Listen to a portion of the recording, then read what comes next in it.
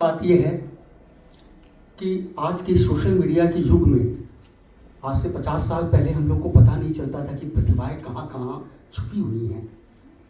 आज के social media के युग में ये देखने को मिलता है कि यूट्यूब खोली कैसे कैसे युवा प्रतिभावान कलाकार आगे बढ़ रहे हैं, कर रहे हैं। उनको सोशल मीडिया मंच के साथ साथ जो हमारा पारंपरिक मंच है वो भी प्राप्त होता है। पर एक बात मैं हर जगह कहता हूँ, सारे कलाकार प्रैक्टिस करते हैं, रियाज करते हैं, पर एक जाकिर हुसैन निकलता है, एक सचिन तेंदुलकर निकलता है।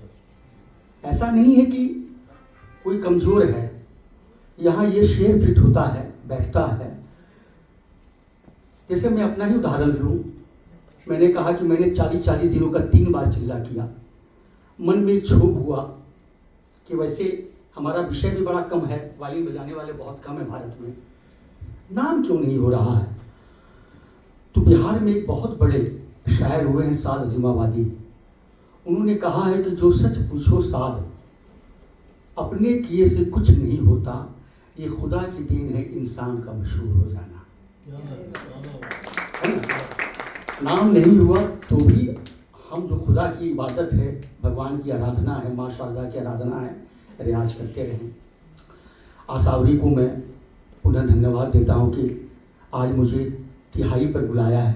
तिहाई के बाद तो सन ही आता तो एक तरह से मैं सन पर आया। आगे जब जब आपका आदेश मिलता रहेगा मैं हाजिर होता रहूँगा। और आज हमारे यहाँ जो कलाकार प्रस्तुति देने जा रहे हैं, मैं उनको भी शुभकामना देता हूँ, आप सभी को शुभकामना देता हूँ। और इसी तरह प्रयास करते रहें, लोग उपस्थित होते रहें, मैं आता रहूँ। बहुत बहुत धन्यवाद।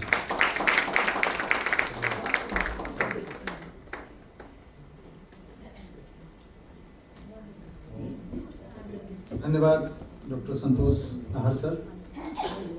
और शास्त्रीय संगीत को लेकर के जो आपने कहा कि ये कभी आम जनों की चीज़ शायद नहीं रही, लेकिन डॉक्टर साहब भी ये बात जानते हैं कि शास्त्रीय संगीत शुरू से इस बात के लिए, बड़े कलाकार इस बात के लिए संघर्ष करते आए हैं कि किस तरह से हम इसको आम लोगों तक पहुंचा सकें, क्यों इसको एक सीमित वर्ग ही इसके आनंद से मुखातिब हो।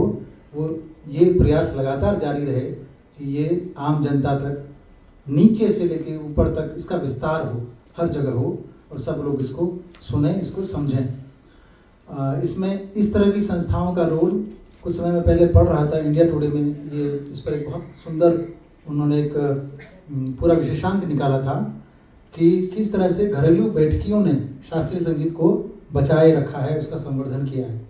इस सिलसिले में आप लोगों ने संगीत संकल्प का नाम भी सुना होगा, जो डॉक्टर मुकेश गर्ग, जो अब नहीं रहे, स्वर्गीय डॉक्टर मुकेश गर्ग, उन्होंने इसकी स्थापना की। और पूरे भारत में 100 से अधिक शाखाएं, सक्रिय शाखाएं रहीं, हजारों आर्टिस्ट उससे जुड़े और अनेक और संस्थाएं ऐसी हैं। संगीत संकल्प से ऋचा हमारे बीच मौजूद है, ऋचा जी का स्वागत।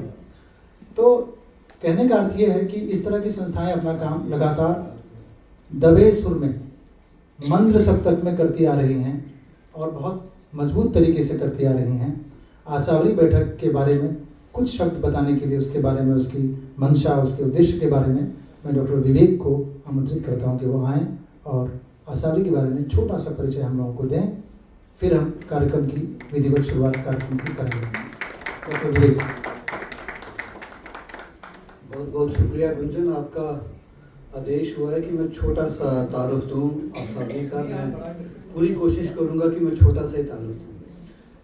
आसावरी परिवार की तरफ से मैं आप सबका यहाँ स्वागत करता हूँ और ख़ास तौर पे हमारे जो आज के चीफ गेस्ट हैं नाहर साहब, आपका बहुत बहुत स्वागत। जैसे कि पहले बात हो चुकी है, आसावरी नाम है एक छोटे से प्रयास का, एक छोटी सी कोशिश का, कि बैठक का जो रिवायत थी हमारे समाज में, हमारी सोसाइटी में, वो सुनता रहे। म्यूज़िक कहीं ना कहीं लिमिटेड ना हो जाए बड़े बड़े ऑडिटोरियम्स के लिए, म्यूज़िक कहीं लिमिटेड ना हो जाए किसी खास फेस्टिवल्स के लिए। ज़रूरी है कि हमारे घर के आंगन में स्वर गूंजता रहे। और बैठक, आसावरी बैठक उसी की तरफ एक प्रयास है कि हमारे घरों के आंगन से कहीं संगीत रूठ ना जाए। मुझे खुशी है ये बात बताते हुए कि पिछले 3 सालों से असावरी लगातार मंथली बैठक ऑर्गेनाइज कर रही है। हमारी ज़्यादातर बैठक द्वारका में होती है, उसके साथ साथ हमने एनसीआर में भी बैठक ऑर्गेनाइज की है। जहाँ कोई मोहब्बत से बुला ले असावरी वहाँ चली जाती है। ये रिश्ता सिर्फ मोहब्बत का है। हम ज़रूर कोशिश कर रहे हैं कि एक रवायत ज़िंदा रहे, और इस बात का मुझे एहसास है कि हम कतई भी अपने आप को सूरज होने का दावा नहीं करते। हम एक मामूली से छोटी सी शमा जलाई है, एक चिराग रोशन किया है, और शमा की खूबसूरती ये है कि एक शमा से दूसरी शमा और रोशन होती है। यही सिलसिला है जो हम बरकरार रखना चाहते हैं कि सिर्फ असावी के थ्रू ही नहीं, लोगों का संगीत से रिश्ता जुड़े। थोड़ा सा और असावरी सिर्फ म्यूजिशियंस का ग्रुप नहीं है, ये श्रोताओं का, संगीत के रसिक का, उन सब का स्वागत करती है। हम मंथली बैठक के साथ साथ जैसे कि एनुअल प्रोग्राम्स कर रहे हैं। हमारा पहला एनुअल प्रोग्राम हुआ था गुरु गोबिंद सिंह इंद्रप्रस्थ यूनिवर्सिटी में। दूसरा हमारा एनुअल प्रोग्राम इसी वेन्यू में लास्ट ईयर हुआ था, और आज हम फिर आपके बीच आए हैं अपना 3rd एनुअल प्रोग्राम लेके।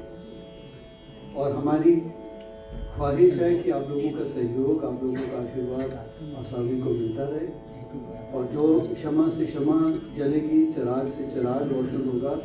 हमारा ख्वाब यही है कि एक दिन कहकशां ज़मीन पर उतरे, और ये आप लोगों के आशीर्वाद से एक दिन ज़रूर एक दिन हकीकत में बदले। बहुत बहुत शुक्रिया।